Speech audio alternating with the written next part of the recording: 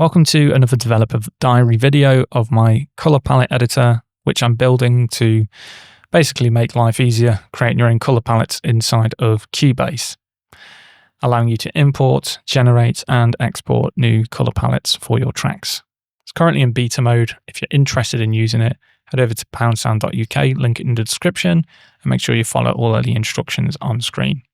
Now, I have been working on this some more to make some changes to certain things, quality of life updates, shall we say. One of the most requested was to make the color editor better. So when we click on a swatch, it'll bring up a new color editing panel. You can adjust the hue, you can change the color with this node, saturation, and vibrance, and note how these work in a linear fashion, horizontal and vertical. The idea here is to make it easier if you want to create any gradient steps yourself of a particular color. At the bottom, we now have a hex code, so we can see the hex code of the current color, and we can also paste a different hex code in. And then below that, we have a color name. Now, names you would think would be very simple for colors, but there are literally millions of different color variations. And in order for me to have this update very precisely with lots of different color names, I would need a massive data set. I'm talking huge data set of millions of different names that have all been curated, set up in a way where it makes sense for all these different shade variations to describe them. As far as I know, there's nothing publicly available that you can just freely download to use, but there are some smaller libraries that are available for public use, which are what I'm making use of for this. And just I've done some edits to them to simplify the naming. So it's not super detailed, but it's a starting point. Probably add some more to it for some variation, but it will get the job done for now. Now at the top here, we have some additional controls.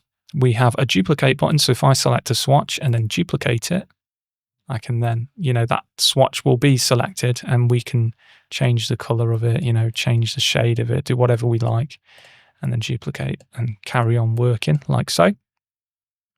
We also have the color picker tool up here as well. So when this window is open, it disables the one in the main area. And this allows us to target a color that we want to apply to our current selected swatch, like so. And the short key E, when this window is open, will also work just like it does in the main project window. However, when we close this and press E, it's going to activate this color picker. So that means any colors we target will create a new swatch for in the project. Okay.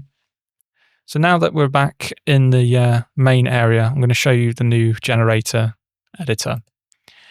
So you can see here, we have two tabs, start and end. And because we're in automatic mode at the moment, the endpoint color is automatically generated for us as it was before. Now I need to include this slider into here and probably remove these controls because we've got them in this unique window, or maybe just have this here. Okay, but that's going to take a lot of mucking around. But yeah, so we have the same controls as the other editor. And if we want to manually change the end color to create our own crazy gradients, then all we do is click on Enable Manual Mode, and then the End tab will be available for us. And then we can choose a color like so. And the cool thing is we'll get a visual representation with the steps down here to show you how that's going to look before we add it into the project. I will need to add a step counter here for 4 and 8 as well, so you can preview 4 versus 8, which are the defaults in this so far. But yeah, just want to show you the progress that's being made. So finally, just to answer one of the main questions I get is whether or not I'm going to extend the abilities of this tool to be able to edit things like project color settings, to be able to edit mixer settings. And the answer to that is yes, it could be done. However, it's all time consuming. It's not as straightforward as people think it is. It's not black and white when it comes to coding and creating things. And for me, I'm spending my spare time, my free time, developing these little tools to help people out and to try and give something back to the community that's been supporting me for ages. In an ideal world, I'd be making that much money that it wouldn't really matter where I focus my attention. I could focus it on working on this for weeks at a time, or something else, another program, DoorBuddy or whatever. But I'm completely doing everything off my own back. Literally, I do everything on my own. As I say though, if it was a different situation, then yeah, I'd extend this tool to do other things. But I've got to be very conscious, as I say, about where I invest my time at the moment. Finally, thanks for watching. See you later.